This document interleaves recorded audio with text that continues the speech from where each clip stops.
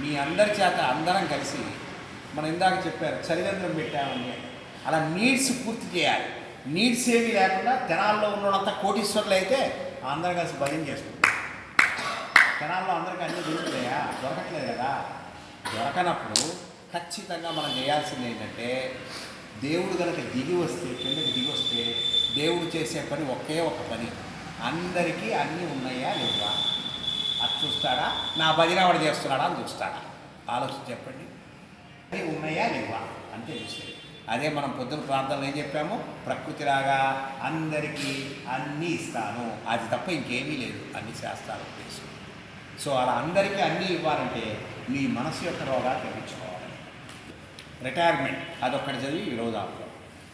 చెప్పండి. బిడ్డలు తమ కాళ్ళ మీద తాము నిలబడగానే, బిడ్డలు స్వశక్తి సంపాదనాపరులు కాగానే వారిని ధర్మ మార్గంలో నిజాయితీ జీవనం గడపాలని బోధ చేసి తన శేష జీవితాన్ని పరోపకారమునకు సమాజ ఉద్ధరణకు వినియోగించుటే అసలైన రిటైర్మెంట్. అట్లు కానిది స్వార్థమే. ఇప్పుడు మనం రిటైర్ అయ్యామని చెప్పుకొని అది ఇది ఇదని ఖాళీగా ఉండటం ఎందుకులే అనుకొని సంపాదిద్దామనుకునేదంతా మిథ్య. వెరీ రీసెంట్గా ఇది రికార్డ్ కంటిన్యూ చేయండి సార్, ఆఫ్ చేసి ఆన్ చేసుకోండి.